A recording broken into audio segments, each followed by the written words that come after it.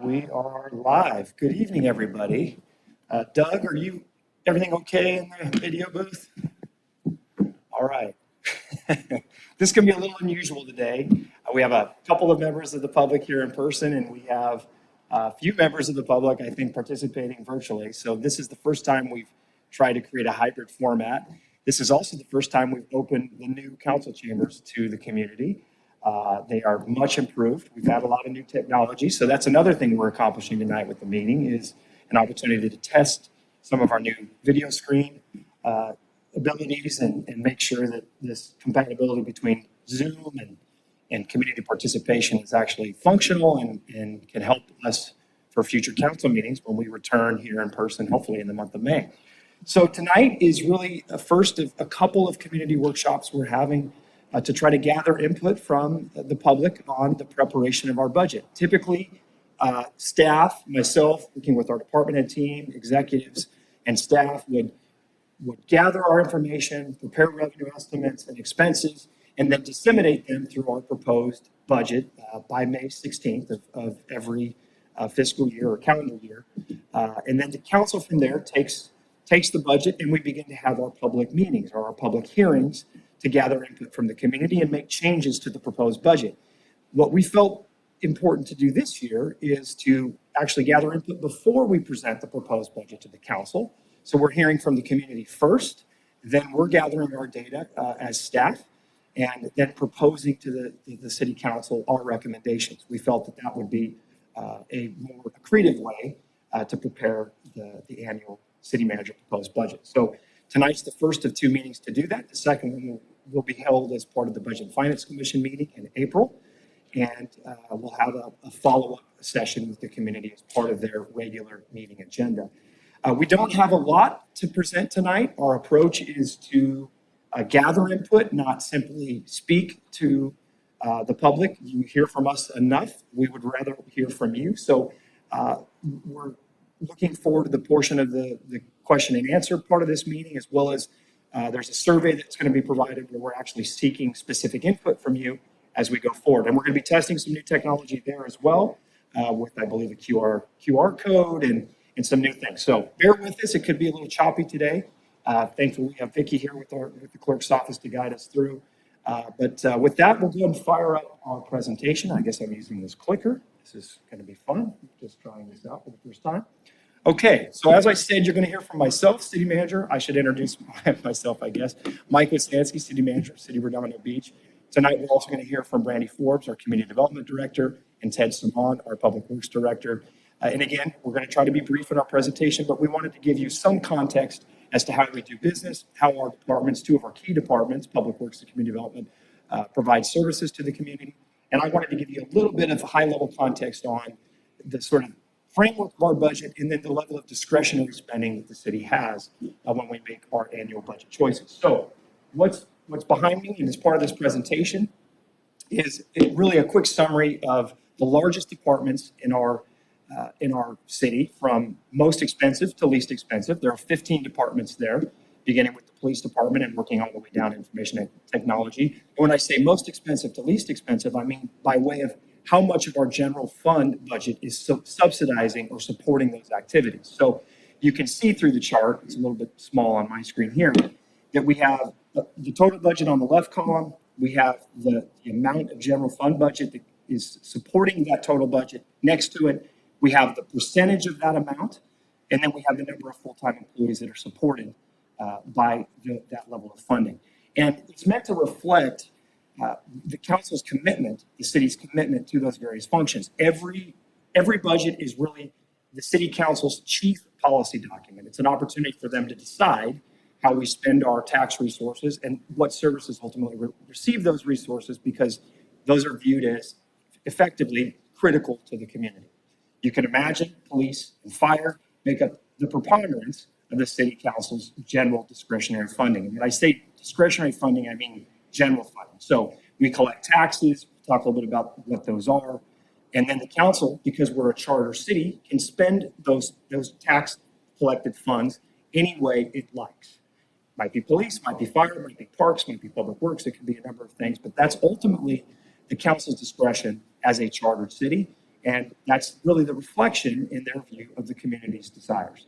So you can see police, quite a big expense, fire, public works, community services, and so on down the line, ultimately supporting 472 full-time equivalent positions in our city. Now that's, when we say full-time equivalent positions, that's not necessarily 472 individuals, but that's 472 full full-time work hour opportunities, right? So it might be 400 full-time employees and it might be 300 part-time employees working those additional 72 full-time equivalent hours. Next slide here will be, oops, backwards. This really illustrates, I think, more acutely sort of how the council prioritizes its resources, right?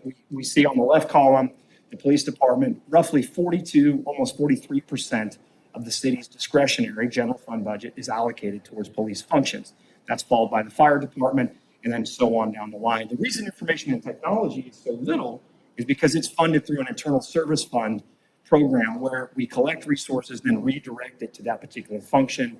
And so it's a little misleading in the sense that it's not 0% funded by the general fund, because ultimately, as you collect those resources, some of the original sources are general fund in nature. So I wouldn't get too hung up on that. But at the end of the day, the primary service delivery departments, whether it be police, fire, or public works, kind of show you where ultimately the council decides to spend its resources. This is meant to provide some additional context, just a broad summary of where we're at in terms of total spending.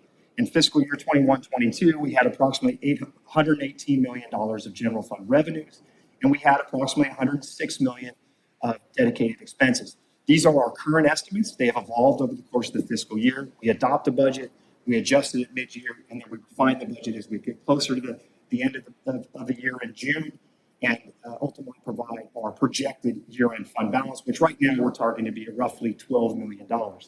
That seems like a big number. It is a big number for us. We typically don't have that much funding left over at the end of the year. There's two things that really drove that figure. We received additional residual bond funds this year that we don't normally accrue.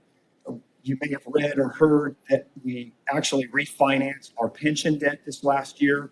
I won't go into that today. It's a pretty detailed thing, but suffice it to say that refinancing actually left for us an additional roughly $9 million to use this fiscal year.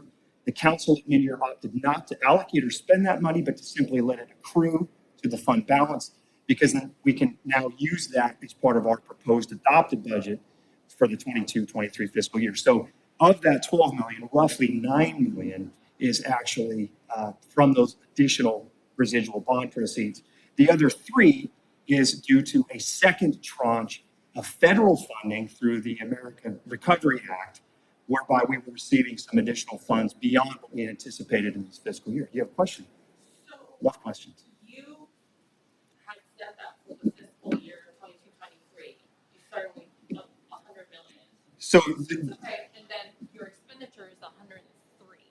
right. Are So you adding the 12 on yeah, top of that? Okay, yeah, that's how it. that's going to flow through. So, Got it. so the question that was asked for those who might be watching online was, how do you get to the 9 million at the bottom of the fund balance? This isn't meant to. This is really meant to be order of magnitude projections. The fiscal year figures for 21-22 are pretty tight estimates. We're towards the end of the fiscal year now. We have a pretty good sense of where we'll finish the year. We think we'll have about $12 million left over.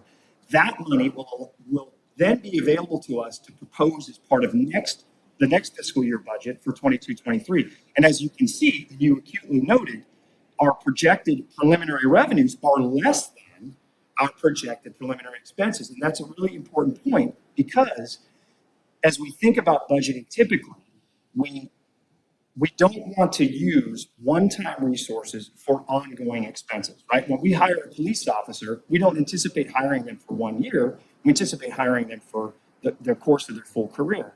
So we want to make sure we're using funds that we know will be there year over year over year to provide for that personnel, right? Mm-hmm. If we're using a pot of funds that's going to drain from available to zero in they're still an employee, we now have to find an additional source of funds to pay for their salary. Right. So And the follow-up question to that is, why is the preliminary revenue for 22-23 $18 million less than the estimated revenue for yes, 21-22? so that goes to what I just mentioned. That estimated revenue in 21-22 includes a number of one-time sources, most notably those one-time bond proceeds, and actually what turned out to be 2 tranches of American Recovery Act, Investment Act money. So almost $7 million of federal funds. I see. So those were one-time revenue sources, not structural ongoing revenue sources. Just for reference, how does the 22-23 year compare to, obviously not 21-22, but what about like 2021 or 19-20? Love these questions. It's quite improved post-recession. As you can imagine, we're still recovering from the pandemic, and our structural revenues are not what they normally would be. We are strong in the area of property tax. In fact, better this year and next year than we were the prior years. At our peak, candidly, I think that probably goes without saying. Property values are as high as they've ever been. So our property tax remains strong. Our sales tax has recovered largely post-pandemic. We're at about our peak now. So certainly, I think that's a positive source for us right now. Our transient occupancy tax revenue, however, has been a big bright spot for our revenues in the past few years, pre-pandemic, but during the pandemic took a big dive, as you can imagine. When you don't have visitors coming and you can't stay at a hotel, you're not paying the transient occupancy tax. That is the one source holding us back. In fact, that is really the $3 million delta between structural revenue and structural expenditure, because I don't know if you've been up to the Marine Avenue hotel properties that are near the 405, the Homewood Suites, and there's actually 3 hotel properties there. Those hotel properties generate just about $1 million each per year in transient occupancy tax revenue. So about $3 million for that entire site. For the city and the developer, ultimately, this is years ago now, to help fund the construction of those hotels, because at the time it was just after the Great Recession. 2008 one. Correct. They were struggling to finance those properties. So the city, in order to help them, created a site-specific tax pledge to help them procure financing or secure financing for the property. Part of that allows for the hotels in catastrophic scenarios, more notably the banks, to draw against those committed reserves. We had pledged originally $8.5 million of reserve to help them provide financing. We later renegotiated and reduced that to $3 million. They drew down that $3 million during the pandemic. They now have to repopulate that before that money flows back through to the city. So next year, instead of receiving $3 million from those 3 hotel sites, that money is going to go back into what we call the authority funded reserve. The following year, 23-24, we should restore that money and we should be back to general structural balance. But again, I really want to emphasize, these are truly preliminary figures. They are not, we are 2 months away from really formalizing our revenue projections, really formalizing our expenditure projections. These are likely to change, but I did want to note just what you've observed, which is we don't have yet structural balance in our current revenue and expenditure stream. We're still coming out of the pandemic, and we have 1 more year where we're likely going to need some of this one-time funding to balance our regular general fund expenses. Got it. And So that's what really the function. I'm hearing is that the budget for the next 5 years or so will be a little bit more transient than what we have seen previously because of the. Yeah, if you count the last 2 years Yeah. and then the next 2, I think that's a fair statement. It has been a little transient. It's done this and it's kind of doing this. And we're generally, when we balance and project core expenses and revenues, are running in this sort of general frame. Yeah. So yes, I feel like come 23-24, we should be on good, solid structural footing. What we have to be careful not to do is start committing ourselves to additional structural ongoing expenses before we get to that full recovery. Yep. Sounds good. So you'll hear that message from me to the city council in May as a big part of how we're preparing and proposing the ultimate budget. But those are very good questions. Thank you. Appreciate it. Thank you. Next slide. Well, sort of already covered this. This is sort of our top 5 property tax sources. Sometimes it comes as a surprise to people. Sometimes it doesn't. Property tax is our largest source. There was a time when sales tax was one of the larger sources. People think, oh, you got to have all the big retail and, you want to have the auto dealerships and the malls and things of that nature. And there was a time when that was true for most general funds. They really relied on those sources, the Lowe's and the Home Depots and, big box retail effectively. Nowadays, especially for coastal cities, property tax is king. It really is our primary generator, primary driver of revenue. And you can see that delta now. There was a time when the sales tax and property tax were almost balanced. Now property tax is more than 3 times the sales tax when you factor in there's some other additional property tax related revenues, transactional, transitory tax, and some of the things that occur when you sell a property for the first time. There's one-time sources. So when it aggregates, it's significantly more than our sales and use tax category. So I won't bore you with the rest of those details. But unless there are any other questions for me, I'm going to turn it over to Brandy, let her speak, and then Ted will follow her. And we just thank you two in particular for coming. It's nice to see some members of the public in our chamber. So, Brandy. Thank you. I'm Brandy Forbes. I'm the Director of Community Development, and thank you for being here for our workshop. The Community Development Department consists of the Planning Division and the Building and Safety Division. Typically, our department reviews and approves related development that's from the private side, so it's on private property.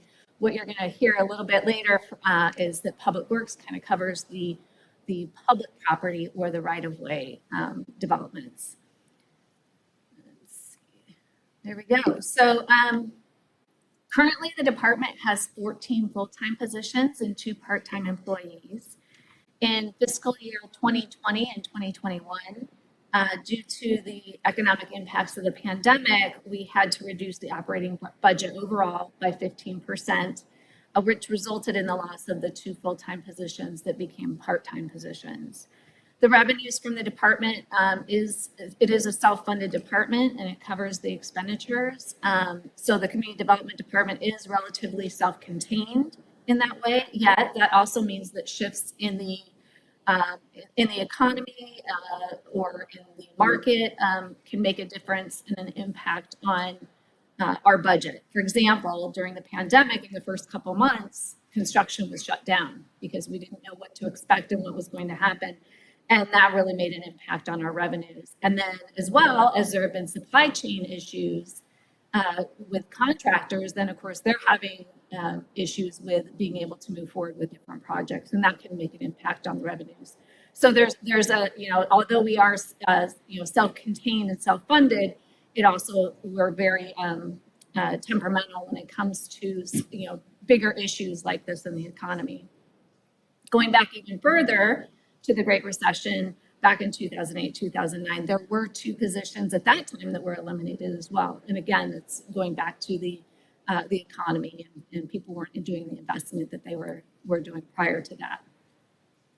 At the highest staffing level, the 2 divisions operated with 18 full-time staff. So again, we're down to 14 full-time staff and 2 part-time. In the planning division, there are 2 aspects of the work that we do. We have current planning and what's called advanced planning or long-range planning. The current planning entails the review of current projects being proposed. The types of development include residential, commercial, industrial, public use, and mixed use projects. The administrative review is conducted at the staff level. It's for some of those smaller projects like single family residential or 2 or 3 residential units on a lot. And at that level, it's something that we're evaluating in-house, and it doesn't need to go to a public hearing. Similarly, there are some of the smaller non-residential projects or commercial projects. There is then what's called discretionary review, and that's conducted at the Planning Commission and sometimes even at the Harbor Commission if it's along the waterfront. And this is where there are specific criteria that have to be met and that there needs to be a public hearing that needs to be considered by those boards. And that includes the conditional use permits, Planning Commission design review, variances from the zoning code, and then as well CEQA, or the California Environmental Quality Act, environmental determinations. Those have to go through that process. We also have a Historic Preservation Commission that implements our historic preservation ordinance and does reviews for certificate of appropriateness. And then we have additional permits that are approved by the planning division that are not directly related to developments, but temporary use permits. For example, when there's a pumpkin, patch type of lot, or or if there's a carnival, those short-term types of uses that come into play on the private property. And then we also do permit approvals for massage businesses, entertainment permits, tobacco permits. And then we have the second type of planning, which is advanced planning. So that was the current planning projects that are coming through. With advanced planning, that includes things like the general plan, looking at the long-range planning for the community, where you're evaluating the land use element, the housing element that we are currently underway and working on, the open space and conservation element, the safety element. So those are the bigger picture planning that we do. Excuse me. We also prepare ordinance revisions that, along the way that are tied to that long-term planning. For example, we recently adopted our accessory dwelling unit ordinances to comply with the state regulations on that. We're preparing ordinances to address Senate Bill 9 on lot splits and 2 units on a lot. And we've adopted our sidewalk vending regulations. A lot of this is very state-driven in what regulations that they adopt and require of the municipality. But then we also have things like, with the pandemic, things shifting and changing, more people working from home, wanting air conditioner units, and now where do they place it on their lots? So we're evaluating where those might be located in the setbacks. And then we also are working on the local cannabis regulations, and then as well developing an inclusionary housing ordinance to require affordable housing in residential development. And then for other long-term, yeah. What you just said, are you guys doing the planning with the budget sort of in mind, and then your planning is working alongside, if we do this, it will increase our revenue by X and things like that? That is tied in as far as what the bigger picture revenues, even though it's not going to be a revenue that comes into our department. If something is developed, for example, and one of the examples I'll have in the last slide of my group of slides is, the redevelopment of the Galleria Mall. That is definitely going to shift the revenues that come into the municipality. That doesn't come into that bottom line year over year for my department. We get it in their application fees and their building permit applications. But yeah, those things are, it's something that we consider. It doesn't mean that that's the only reason we make a decision when we're planning for what a site could be. So do those projects take priority then, if that's the case? No, we have a set time frame that we need to review any project that comes through. So there's not, oh, well, that project seems like it's going to bring in more revenue. That doesn't take a precedent. We are looking at the projects as they come in and review them in the time frames that we need to. So, yeah. Thank you. Sure. So then the other long-term plans and policies that we are looking at, we're working on are, we're updating our residential design guidelines, making them objective residential design standards. And then we're also working in tandem with the Waterfront and Economic Development Department on the King Harbor Public Amenities Plan. On the next slide, we'll go into the Building and Safety Division. And this work is a little bit more cut and dry. It's not as, as visionary.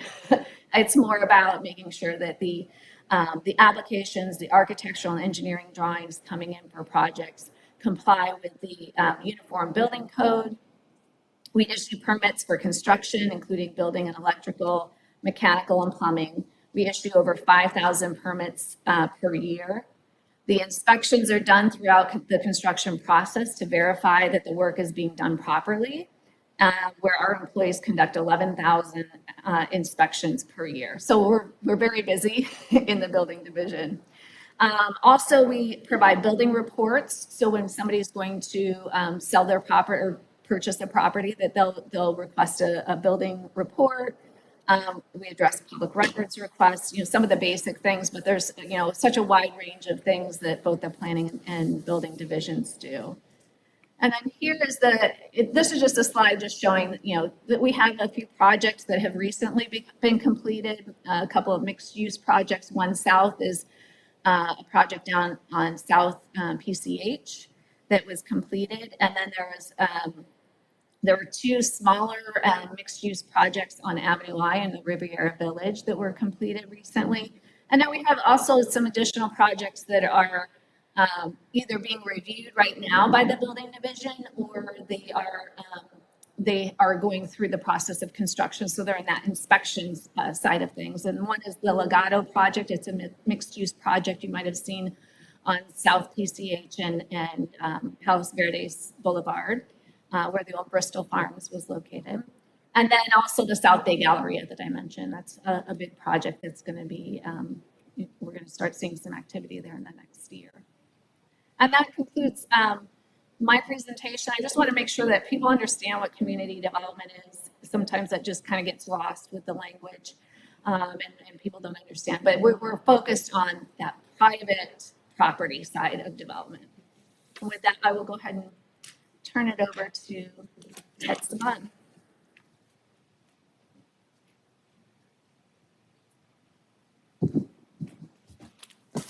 Thank you, Brandy. Good evening, and thank you guys for being here. Actually, it feels good to be back in person. This is fantastic. I'm going to test this thing out and see. And yes, now I know that going forward means going backwards. I'm Ted Saman. I'm the Public Works Director for the City of Redondo Beach. I oversee the Public Works Department. As you can see with the slide behind us, we essentially have 9 divisions in the city.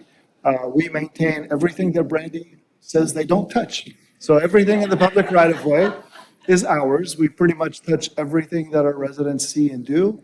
And I'll go through the divisions a little bit more intimately for you. But that includes all of our infrastructure, our roadways, our city facilities, our parks, and so on and so forth. We are the 3rd largest department in the city, and the majority of our department staffing is really in operations. We have an engineering division that actually overlaps a lot with Brandy's work. We are not revenue generators, but on the engineering side, when we get to it, you'll see that a lot of the plan check and the work that we do for land development is something that is collected through Brandy's divisions. Yet we do the public right-of-way sort of commenting and requests for improvements. So we'll start off with, and I've tried to keep this short. Yes. Okay. Does the schools come in? The like the school buildings or like education budget, does that fall under? I can answer it briefly for you, and maybe Mike will add some more, but the school district is an independent, autonomous agency. They are not directly connected to the city. They have their own operating budget, they have their own staffing, and then they obviously contract with a lot of contracts for other maintenance and or improvements on their facilities. Gotcha. That answer So they basically handle their own improvements? They do, they do. Do they require like a permit from the city or anything like that? Well, in very limited circumstances, they would. If they interact with the public right-of-way for driveways or traffic signalization or other issues, they would. But they are ultimately governed by the state architect. So the state architect serves almost like Brandy's role and is the agency that would govern their building and construction from a permitting standpoint. And from a budgeting standpoint, they do receive some of your property tax dollars that flow through the state of California and then ultimately back to the district through a state-determined formula. It's not the same as school district to school district. Different communities, when they were founded, had different levels of tax assessment, and the local school districts received different levels of funding. So each district's unique in that sense, but their funds do not commingle with our funds. Even though we both receive a portion of your property taxes, they're 2 separate diversions of those funds. And even as Charter city where we have more autonomy, we don't contribute as a Correct. state to the school system. We could, well, as a matter of policy, the council could direct funds for any initiative. It could be a schools initiative, it could be a streets initiative, it could be a police initiative. But by way of state formula, the 2 are not commingled. Yeah. Thank you. And some days we wish we do. And as Mike said, there's an overlap. What Brandy regulates on the private property, if the school district is going to construct, modify, make any changes on their property, as Mike said, those go under the state architect's office, and we don't have any of that jurisdictional control. Yeah, yeah, and again, that's, as Mike said, that's autonomous and separate in terms of what comes to you. So back on our public roads, our streets division, I'm not gonna reiterate all the languages there on the slide for you. You could actually see that the majority of our funds are non-general fund. We do receive a lot of funding from the county, the state, and/or grant funds that we go after. But the majority of our maintenance comes in from what you approved, voters approved over the years. That could be Prop C money, gas tax money, et cetera, that flows in. That's part of our street maintenance component. And we'll do everything on the streets from pothole repairs, concrete repairs and replacement, curbs, gutters, sidewalks, you name it, et cetera. That's all a component of that. It is a division that has 18 full-time positions in it. We currently have 4 vacancies in, and therefore, when Mike showed you the first slide, and we have X number of employees within the department, we're not actually running at 100% capacity because of that employee turnover or retirement and what have you. But that streets division does a significant amount of maintenance. We have streetlights in the city that are owned, almost 2,000 streetlights that are owned by the city. Almost double of that are actually owned by Southern California Edison. Yet we pay for those maintenance that Edison actually maintains. And then the traffic signals in the city, for the most part, unless they are on a state highway like Pacific Coast Highway or Hawthorne, they are owned and maintained by the city as well. Our sewer and storm drains division, sewers are interesting. They are an enterprise fund, so they are fully reliant on funding that's been approved. It's something that you pay for as part of your property tax on a yearly basis. We maintain the 116 miles of sewer lines. And that maintenance means that we go out there sometimes annually, sometimes every couple of years. We jet through, we maintain those lines so that we can minimize accumulation of materials. That in itself has a significant, bigger benefit. Years ago, when I was in this business, sewer backups were something that were common. What we want to do is to prevent those from occurring, not only from a quality of life perspective, but also from a hygiene and cleanliness and operations perspective. So they'll do all of that for us. And then we have significant amount of storm drain systems. Storm drains in the past did not have enterprise funds, so they were underfunded, with exception to the capital that built them. About 2 to 3 years ago, we approved a measure in LA County called Measure W, in which we received some of those funds, and some of those funds actually help us to do required maintenance on the storm drain systems. You'll see our trucks go out to the catch basins. Catch basins are those little openings on the curb where a lot of people in the past used to take all their leaf droppings and what have you, sweep them right into the catch basin, go, the city will take care of it. And then we have rains like yesterday, so even if they don't sweep them in there, the water will pick that up, float them right into the catch basin. Well, now we clean those almost 4 times a year, especially before the wet season comes around. In the fall, when we expect a lot of leaf droppings and what have you, again, to try to prevent, they're not necessarily overflows, but constrictions within the storm drain system so they can actually carry and flow that through as much as possible. Our Parks Division and our Fleet Services Division, Parks actually has 22 members in it. We are short on some of them because we are going through some recruitment. We have about 6 vacancies within, but they actually oversee a lot of city facilities, 14 parks, 19 parkettes, 33 acres of parkways, and the parkways are the little grassy strips that are between the curb and the sidewalk, median islands, and any of the green spaces. A lot of the area that gets has more visibility is the Edison right-of-way that we lease in North Redondo. That becomes our North Redondo Beach bike path. That's almost 13 acres of area that we have to maintain, and we are constantly trying to work on that maintenance as well as the gophers that want to undo what we maintain and work with water regulations, water restrictions, and things of that nature. But they have a lot to do, and I can tell you from all the divisions, which I don't want to undercut any of them, the Parks Division really, really works hard to try to maintain a lot of the work that's out there. Our Fleet Services Division maintains all the city fleet. So essentially the 227 vehicles that you see there, that includes all the police vehicles, the fire apparatus, city's personnel, etc. The fire apparatus has certain specialties that we have people that have to have certifications in that maintenance. We recently lost an employee that had that certification. We are now training an employee to get that certification, but they really have a significant responsibility for the city because all of our emergency vehicles have to be available anytime that we need them. And then obviously the day-to-day work that we have to do. It is maintained by five employees, and they not only do the vehicles, but they also maintain the operation of all of our emergency generators.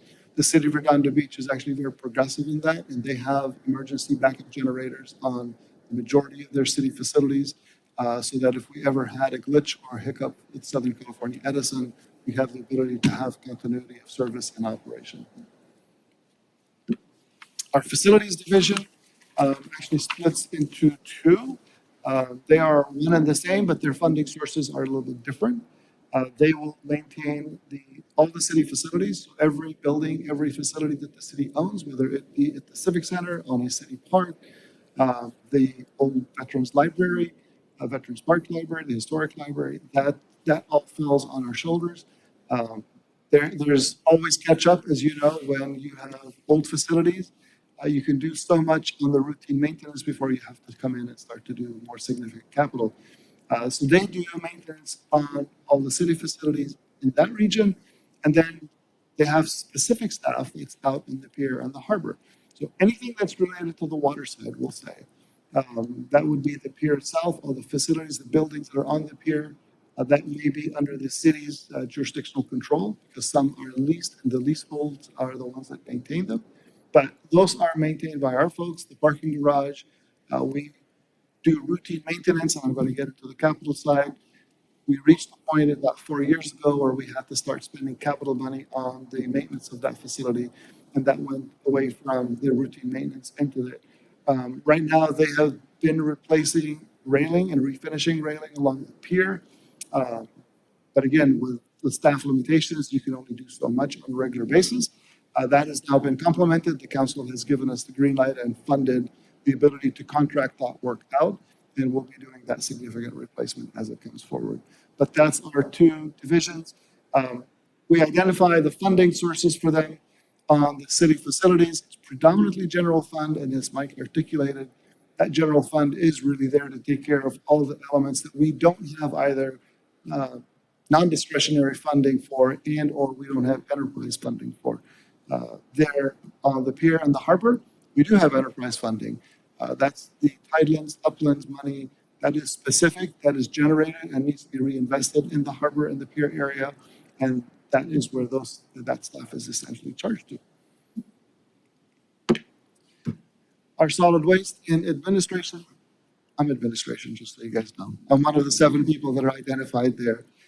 As everything goes, we have to be able to administer all the operations of the department. Solid waste is zero general funded because it is a cost recovery. Whatever you see in our budget, whatever we discuss in our budget, it really is fully cost recovered from property owners, whether they be residential properties, commercial properties, etc. It's a contract that we approved, I think, 3.5 years ago with Athens Services.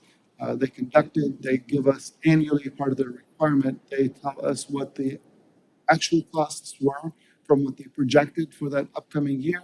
We make adjustments, we come back to council.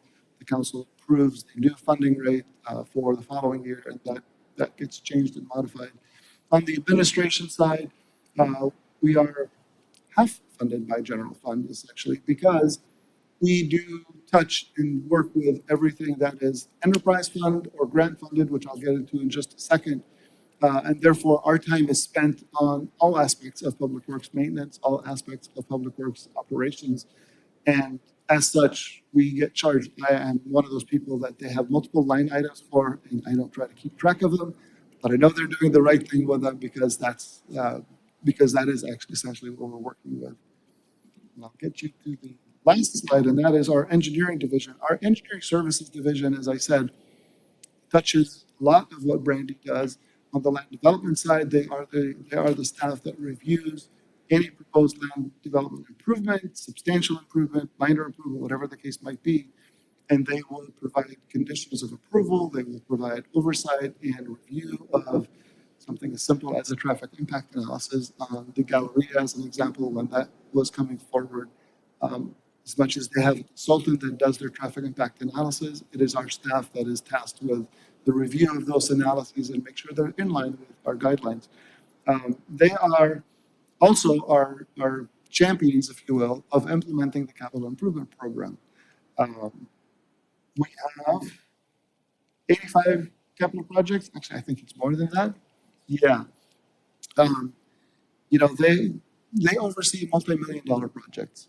Our newest project that will be coming to council, hopefully in the, for them to approve our plans and specs and advertise the project to solicit bids, is our roadway rehab, street rehab. We call it residential street rehab because it's focused on residential streets. It's going to be about a $3.5 million project. They oversee the elements that are not above and beyond maintenance. I talked about the sewer division as an enterprise-funded division. Well, on the capital side of that, they're the ones that actually work on the design and the construction, implementation of construction. We have a sewer pump station down in Alta Vista that is now in construction. That's an over $3 million project.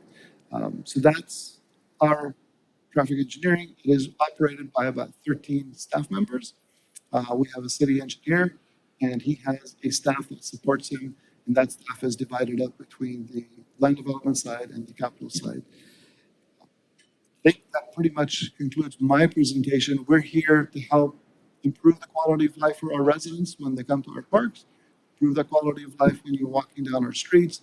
You saw in one of those slides an image of the Esplanade being pressure washed, or the parks being reseeded, re-landscaped, etc. If you got any questions for me, now's the time. I'm going to turn it over to Mike. All right. It's okay. We love your questions. We love it. It's fantastic. So great that you were here, truly.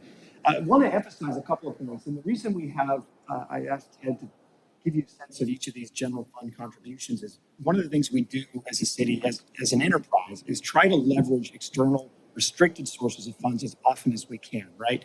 Our general fund we view as very precious because that's our general taxes. That's really what funds our core functions. If we receive funds through enterprises such as our transit operations, which receives federal monies and state monies and county monies, we do everything we can to use those restricted sources first, and then where possible, even charge off, as Ted mentioned, a portion of his time to that funding source so it alleviates some of the general fund burden, or as it is a part of our normal process, we actually also, to those enterprise, transit being another example, or being the example, we leverage our administrative overhead expenses as well, a portion of our financial services department, a portion of our city manager's office, or a portion of our treasurer's office, where we have a set of restricted funds and it creates some level of oversight and burden for city resources. We charge a fair share allocation to make sure we're recovering those costs and thereby saving our general fund monies for other needs. And I showed you that chart earlier. When you look at it very carefully, and again, it's worth mentioning here. Am I going in the right direction? I think so. And this is the principal statement here. You see the percentage of how we allocate those general fund resources, right? 2/3 of it roughly is going to police and fire because we know that the community really, when you lay it all out, is most concerned about those two functions. And that's a reflection of our budget as really that policy document that I talked about earlier. So any final questions on the overall budget? Yes. How do you prioritize projects within each of the individual divisions, like the street division, for example? Good question. Well, let's start with roads. Every 3 years, Ted and his team, with the help of an outside consultant, perform a pavement management study. They actually go out. There's a technology that runs all of our roads. They check to see how the strength of the concrete itself, how many cracks we have, how is it riding, is it a rough ride, is it a smooth ride, and it's assessed a score from 0 to 100. And ultimately, that rating helps us assess where our roads are most degraded or are at their best. And we take that assessment and then we use the results to drive the next year's, really the next several years, prioritization and allocations of resources. And there's kind of two strategies to that, right? Because when we hear from residents, we typically hear about, oh, that road is awful. You got to do something about it. Well, that roadway segment might be the most expensive thing to fix, and it might be terrible, and we may desperately want to fix it. But for that price tag, we might be able to take 10 similar roadway segments that are maybe a little bit better, not quite as bad, and get those fully resurfaced, right? So there's strategy. And you have to kind of balance the two, because you can't let the super degraded roads continue for eternity. You have to eventually get to them. But at the same time, you're better off spending a good portion of resources on roads that are at kind of medium or upper medium levels, because you get more bang for your buck. So, but it's a very analytical approach. And then ultimately, there are other things, your basics. Hey, we've got a pothole. Okay, well, let's list our 100 potholes and let's get our street crews out there to fill those as quickly as we can. And Ted and his team do a fantastic job. We are constantly amazed at how much performance we get. I'll put this slide back up if I can. When you look at this total chart, Public Works, there's $32.5 million of activity. Only $7.4 million of that is funded by the general fund. So, it goes back to that leveraging point, right? We are using a multitude of outside sources to deliver services to the community as best we can. And we get a lot of bang for our buck with $7.4 million of general fund spending. Ted does a fantastic job, and we're constantly looking to try to enhance and encourage our personnel in Public Works, because they do so much for our city. So good question. And each division has that similar type of approach, right? We do buildings assessments. We don't do them maybe as technically as we do with roads, because there's really a science to that. But we perform an overall city conditions assessment. This chambers, actually, this very building was one of the worst facilities we had for a very long time. We had to do some structural reinforcement after the last earthquake. And then most recently, we were able to use restricted funds to improve the cosmetics of this facility and ultimately improve the technology here. So every operation, every division follows a different approach. But I'll tell you, one of the big drivers of what we look at and consider each year is what we hear from the residents. What do we hear from we get emails all the time, we get calls, we get complaints, we get concerns, and we factor that in and we say, hey, listen, we've a lot of residents concerned about this particular park or this particular bathroom. Or, okay, what can we do? Well, we can do a little bit of maintenance now, and then we can put it on the 5-year capital plan and rebuild it later. And so we try to, approach it from as many different lenses as we can. Thank you.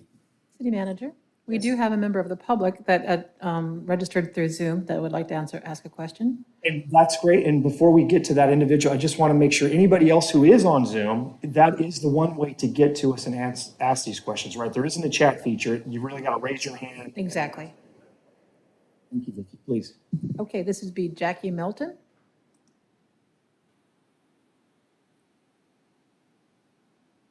Ms. Melton, please unmute and you're able to speak.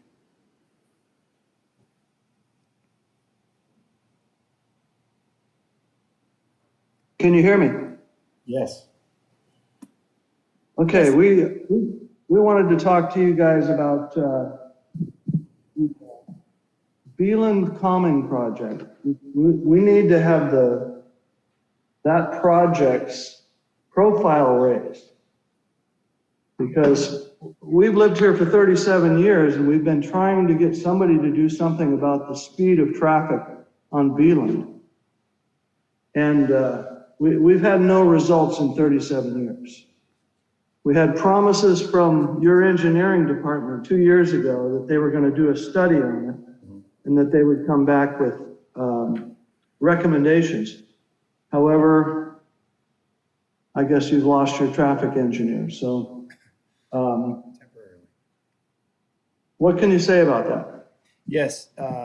Thank you, Jackie, for bringing that up. I do recall the study that you're referring to.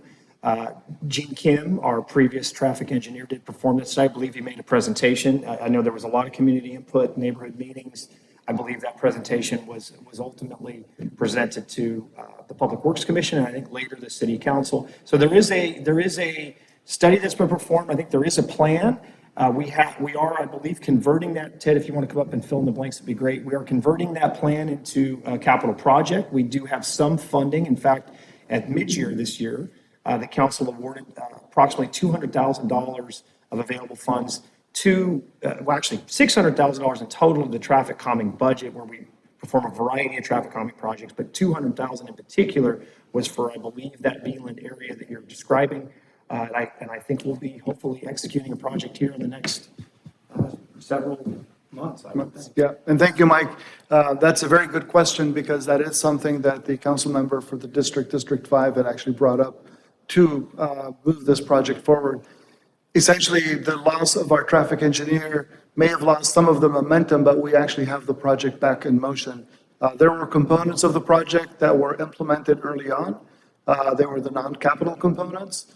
There's a component that included traffic signal modifications that has also been incorporated into another project, the Manhattan Beach Boulevard resurfacing project. That includes the traffic signal upgrades. And then there were some capital elements that included some bulb outs and or median island type improvements that would reduce the speeds and address them. That is something, as the city manager mentioned, that is going to be funded, and we will be initiating that design on that project relatively quickly. What specifically have you done for the Beeland calming project? I think the items, and I don't have them specifically in front of me, that were non-capital, that could have included signage, that included roadway rechannelization or striping, I should say. Those have been implemented. I know we owe a couple of radar feedback signs. Those are actually on order as well. And like I mentioned, the traffic signal, it is being designed and will be implemented with the construction improvements of Manhattan Beach Boulevard. Yeah, this is the longest stretch of feeder road in the whole of Redondo Beach, and it's been ignored for the 37 years that we've been here. And if you don't raise the profile for that, then we're going to have to get involved in politics in the city.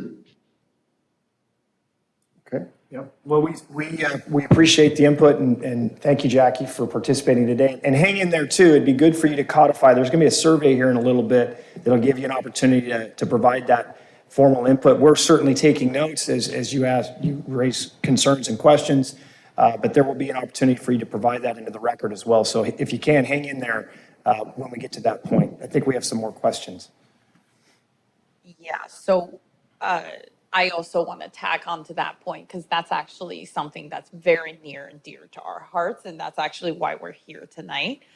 And, you know, I don't want to make it, you know, us versus you guys, because as you have, you know, showed us, you have a lot of things on your plates. And we really do appreciate all of your prioritization and all your work. It's really not the easiest thing to do, and I'm sure all you guys hear are complaints. So I do want to thank you for your efforts. Having said that, this is something that is very near and dear to our hearts. One of the reasons why we love our community are because of the, you know, wide and well-maintained roads. But unfortunately, that does call for some traffic calming. And I do see here that you have Measure R that has some money allocated for this. And we really just want to be here to raise the profile of that. And we know you guys are working on it, but we really want to make sure that you guys are hearing from the community and our feedback, and that, you know, we really want to see something being done about it. I live on Johnston, which is right next to Beeland, and outside my window, I do see cars speeding down every single day. And with our beautiful school district, we also have a lot of wonderful kids that are just playing outside.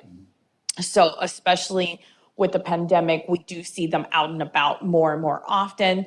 So those bulb outs that you were talking about that Jean Kim had proposed, and all the traffic calming measures, I think, you know, and I think Jean even mentioned it in his project as well, the big hitters are going to be the capital items. Mm-hmm. And we have, you know, I understand the signage and everything, but I think as community members, we are seeing that these are less effective.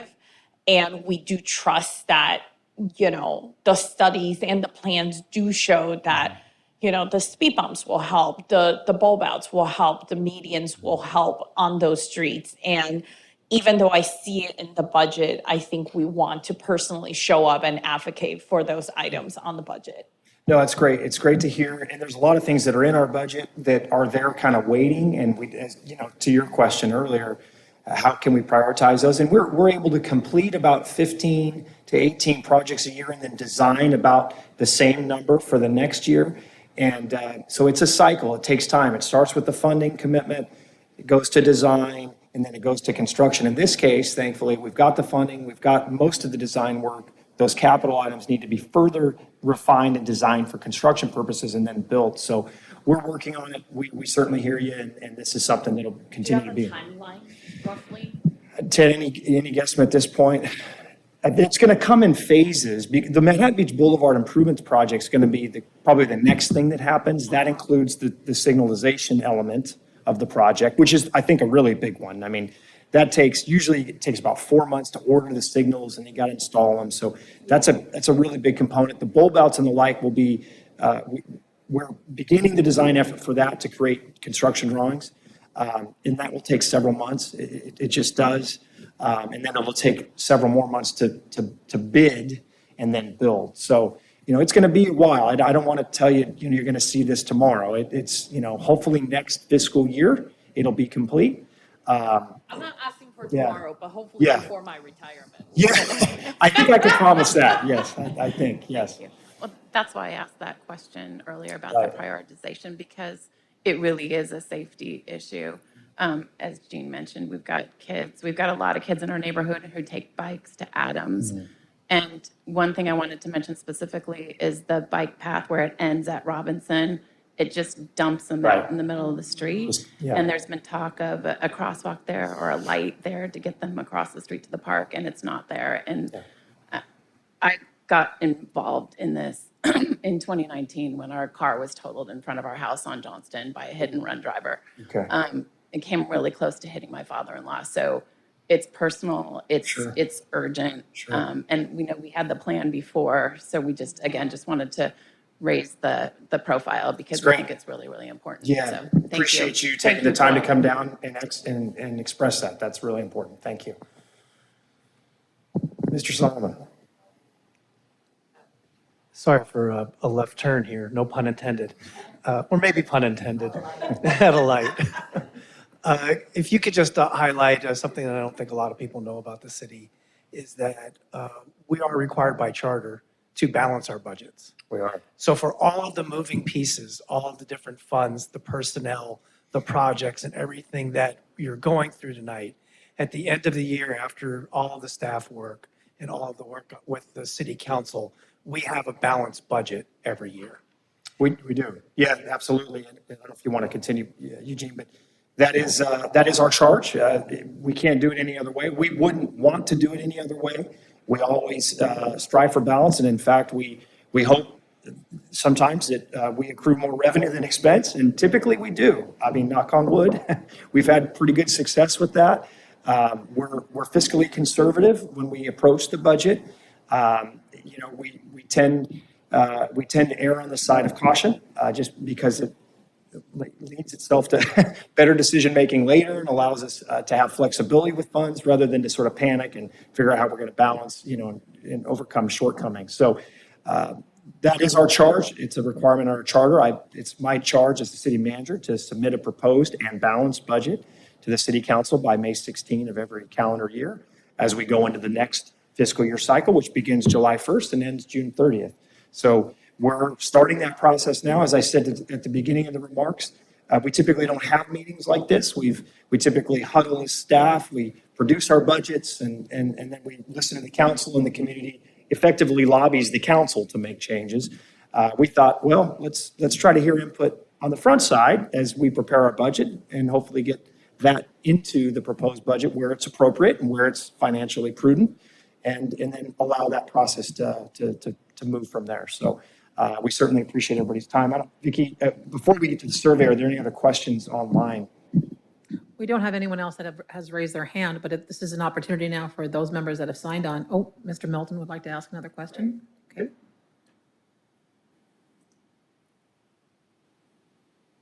Okay, so this really is Jackie Milton.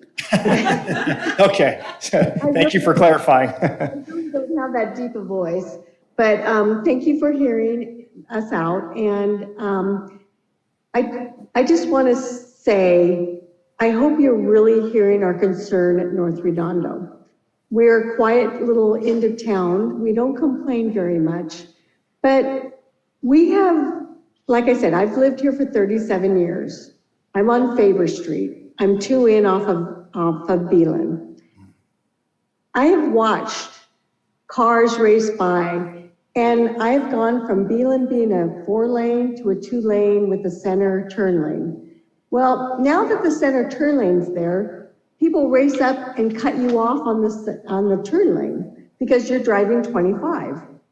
We appreciate the city bringing out the little speedometer thing to tell us what we're driving. But like I said, I feel like we've been very patient at this end of town. I feel like Johnston is a speedway, Beeland is a speedway. I feel for the families on Johnston. Like I said, you go down Ringe and there's a stop every other thing. I've asked for speed bumps, speed humps or whatever years ago. And we were told, no, we couldn't have it because of the fire department. Well, you go down to South Redondo, they have speed humps everywhere. So all we're asking is to help us out at this end of town. We get a lot of cut through traffic. We get a lot of people zipping down to get on Inglewood Avenue to go to work. And like I said, we appreciate what you guys are doing, but just don't put us on the back burner because other projects are, bigger and better. And like I said, we appreciate the bike lanes. We would love a bike lane to come in here. We would, anything, a center divider down Beeland, anything, but just raise the profile for us, okay? Don't forget the quiet people down at North Redondo. Thank you. Thank you, Jackie. Appreciate that. We're nice and we That's right. Yeah, we appreciate that too.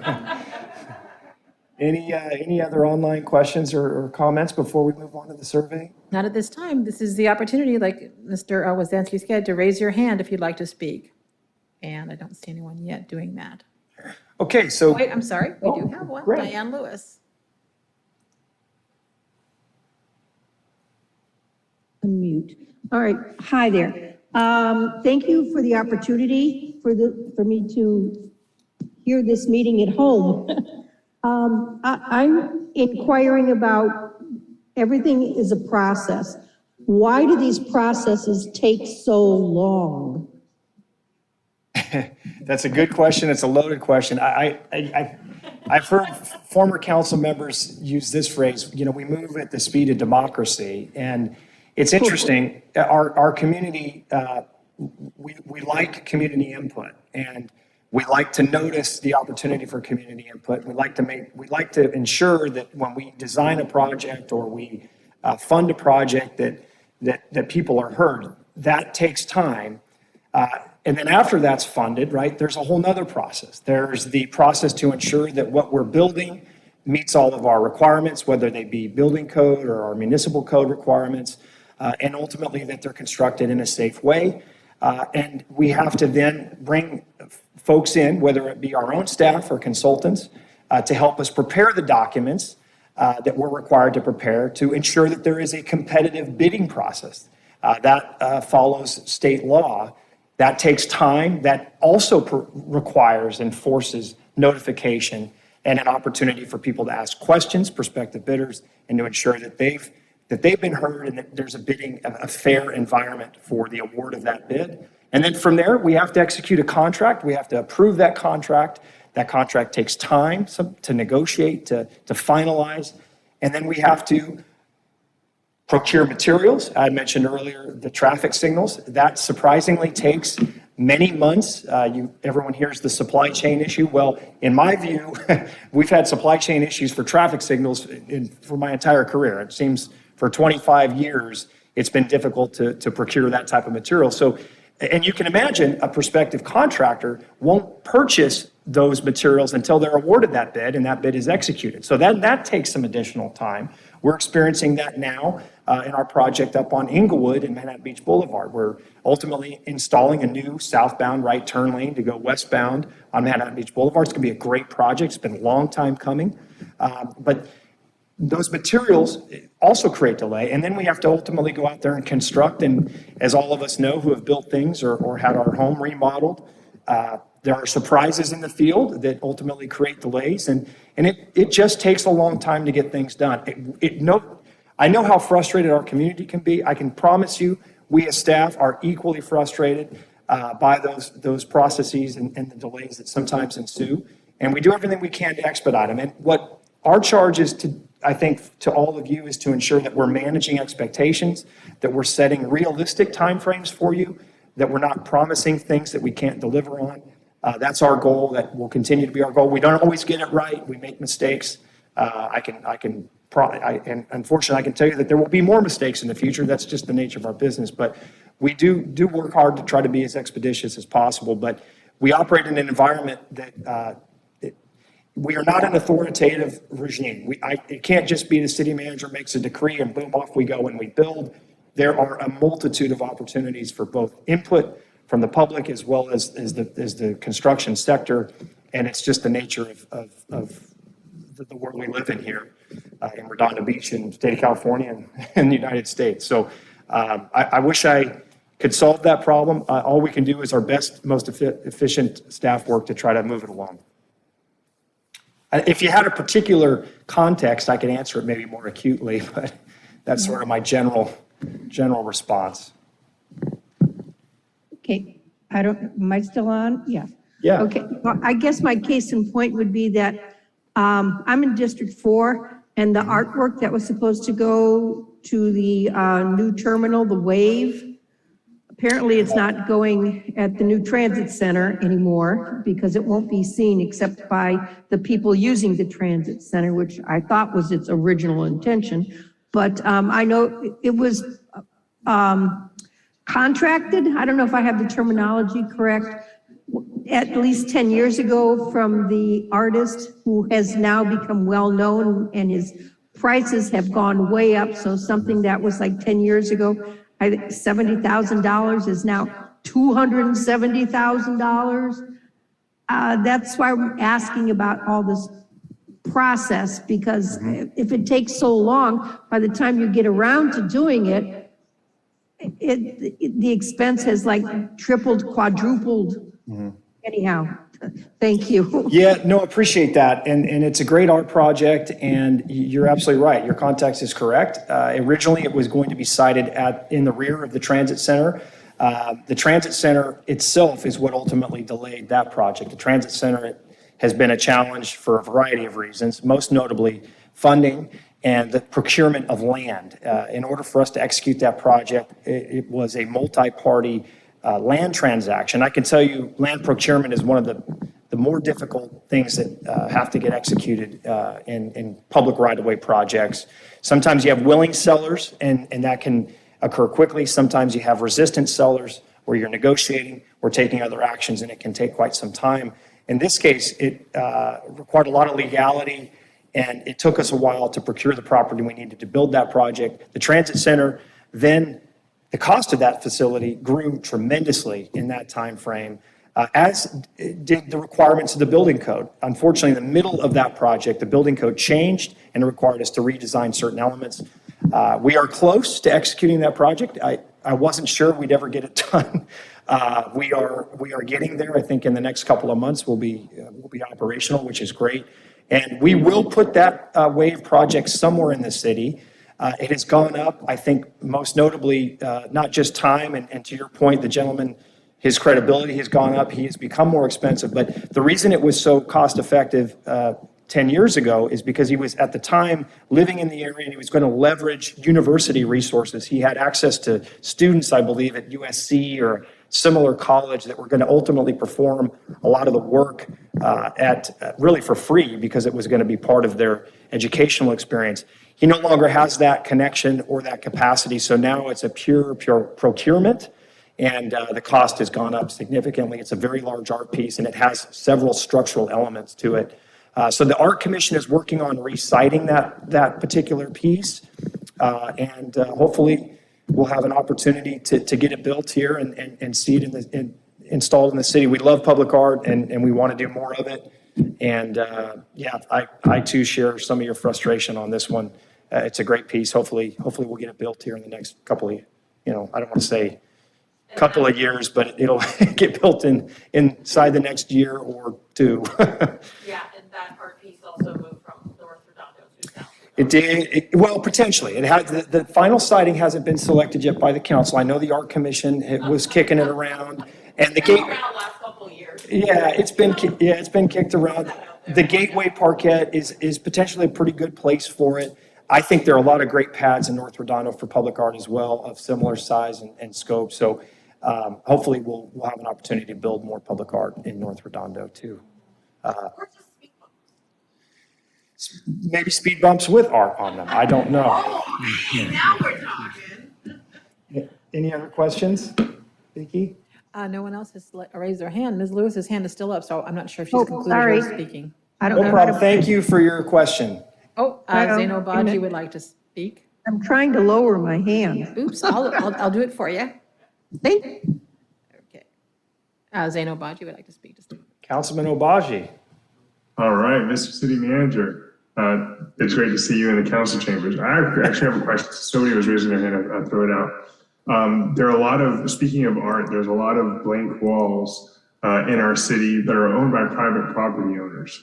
Have you ever seen an example of how cities have been able to reach out to private property owners and stimulate those into becoming muralized walls? Absolutely. We actually ourselves had a little bit of success with that with our storefront improvement program along Artesia. We got some partnership for local businesses to work with artists to provide some murals. I think there's a lot, I agree with you completely. There's a lot more opportunity for that kind of thing. And I think, and you know this, Councilman, we do have in our strategic plan an effort to study the possibility of the city looking into implementing a mural ordinance or the like that would force commercial property owners as they come through with various applications to be obligated to provide that type of amenity or enhancement to their site. We do have the John Parsons Public Art Fund in the code, which requires them to contribute funds for those types of initiatives that we can partner with. But we'll be having more conversations along those lines, and we'll be bringing that research back as part of a strategic plan effort here, I believe, in the next couple of months. I think it's maybe by July, if that's correct, Brandy. Does that ring? Or Elizabeth, do you know? Maybe before that, I think the strategic plan timeline is. But yeah, a lot of opportunity there for sure. I think that concludes the questions. Well, and people can raise their hand as we proceed with the survey. I'm going to need your help a little bit, I think, Elizabeth, with explaining how this goes. So you're telling, I'm just flipping through here, right? It's just going to naturally accrue to it. Okay. This is it. All right. So we have a QR code. You see it up there. And we have a code number as well at menti.com. We'll leave this screen up for a couple of Oh, minutes. thank you. So everyone can either go to the website or scan the QR code. And then once you're in there, as soon as Mike presses the next button. Should we give them time to sort of scan this first? Yeah, Before let's give them a couple of minutes. Okay. And we are encouraging everybody at home to do this as well, correct? This is, Yes. you can do this via video. Your phone, it will work It will as pick an it up. exchange with your video screen. And if you have any issues now, it will be up on our website for 2 weeks after this. Oh, that's a good as well. point. So this, you don't have to do it today, although we would encourage you to do it today. We will have this posted on the city's website for the next 2 weeks to allow the public to provide input. Again, that's the reason we're here. We want to hear from you. We want to hear your suggestions. And we'll talk a little bit here about what those specific questions are. They're quite simple, and we're eliciting your feedback. We'll give it just a few more seconds.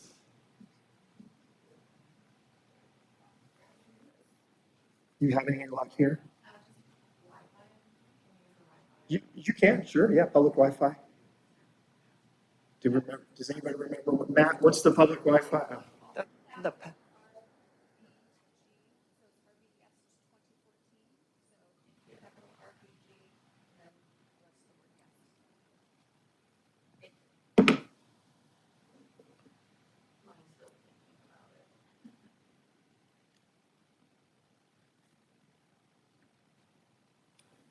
Well, we'll wait. Hopefully it works. It'll work.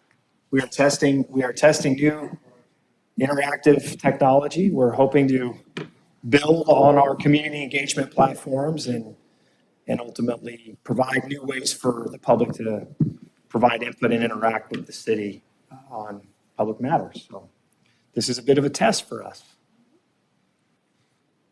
It's just spinning.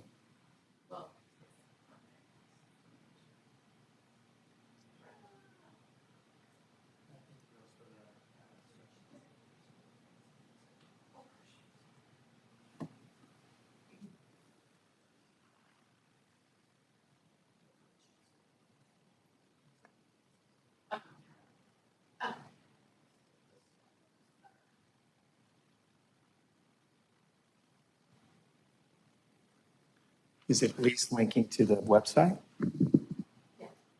Okay. Okay, all right. Well, let's give this a whirl. Hopefully those playing at home are having success. So the next slide. So this is our first big question. What services do you think the city is providing effectively? It's not a leading question. You can say no, none. We hope that's not your answer, but that's the opening question. And you could provide multiple answers. Yeah, you can write whatever comes to mind.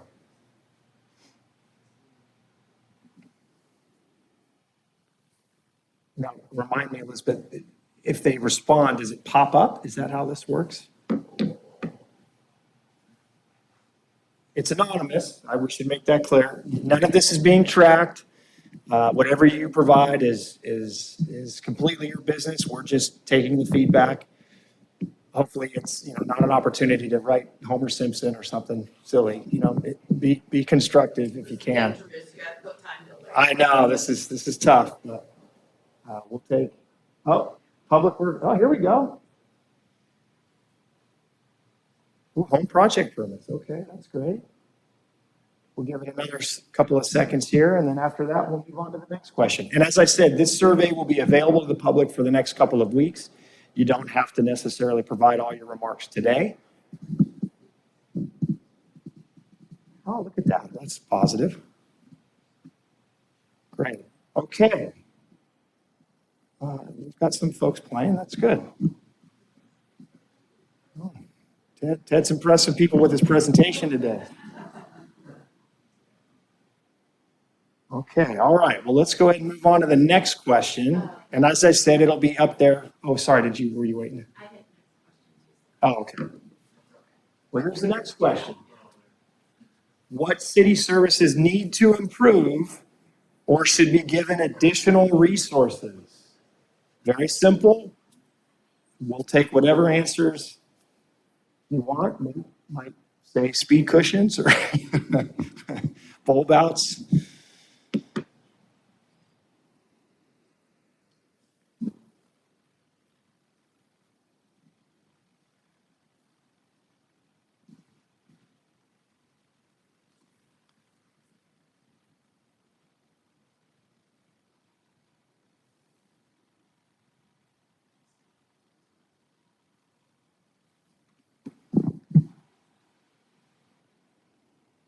And for those who may later take the survey, feel free to go back and spend as much time editing or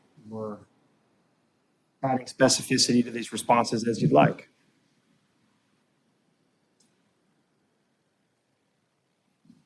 I certainly agree with the green box. Additional support staff is needed.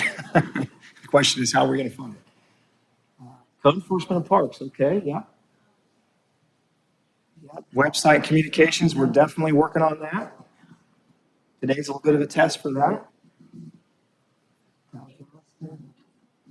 Very good. Okay, this is working. We're going to move on to the next question and the last one. We're very bright. I know. Well, we're looking for honest feedback, as discomforting as it might be.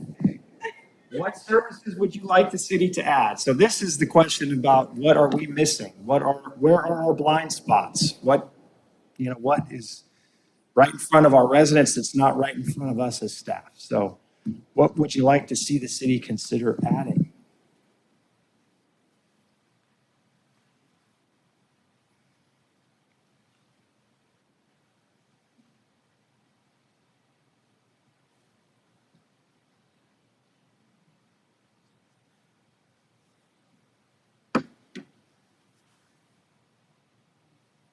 Okay.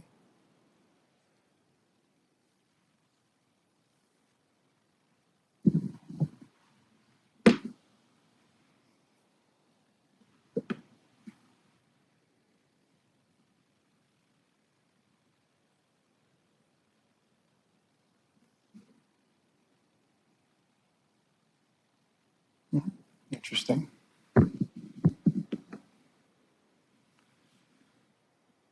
We do help the schools. For those who don't know, we actually mow. Our Public Works Department mows a few of their ball fields. We used to mow more, but they've been so successful in bonding and installing artificial turf that we don't have quite the acreage that we used to, the green acreage that we used to mow on their behalf. But yeah, we work very closely with the school district. Yeah, I know. For those who play on turf, it has its challenges. It's much easier on maintenance, and there are environmental concerns and the like. Turf isn't great for all circumstances. Ball fields maybe, but homes not so much.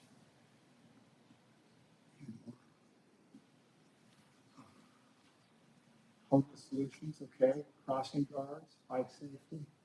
Well, good. Okay. Well, listen, thank you for those suggestions. And again, if you want to take more time later, feel free. This survey will be up for the next couple of weeks, and we'll take any and all feedback. And I imagine this particular question will have quite a bit of population before it's all said and done. And our next budget workshop in this format is going to be in partnership with the Budget and Finance Commission. Mr. Solomon's a member of that commission. And we will likely discuss many of the items that have been suggested through this survey at that meeting. So please do participate, encourage your neighbors to do the same. We love the feedback. That's what we're here to do, and ultimately propose as dynamic a budget as we can. So are there any other final questions? Vicki, anybody raising their hand? Or At this time, no one is raising their hand. Again, Feel as free the to city anytime. manager said, please raise your hand. What's the question? Go ahead. It will be the link to the question for those who could not hear. The question was, will the link to the survey be published on the city website? And it will be. And Elizabeth, can you share where? It'll be on the main page on the news scroller in the city news section and on a couple of department pages as a main headliner at the top. So you can click right through to it. So the main scroller is if you just go to redondo.org, there's a banner that sort of shifts through. If you wait long enough, it'll be there. And I'm sure there's a click through to that particular location. Good question. Thank you. Okay, any last call? Well, thank you for those who participated. Really appreciate it. Get the word out, please. We look forward to more survey results, and we'll be doing this again. The meeting date, Thursday, April. The school spring break for Redondo Beach, so you're Oh, I thought. might not get a lot of Okay. Yeah. our age group. Well, I thought you were first week in April. Are you not first week in April? No. Oh, okay. Well, it's not mine. It's the school boards and Dr. Keller's and yours, but yeah, no, it's, no, we do try to. The most important calendar in Redondo Beach. It really is. There is no question about that. And it's good to know.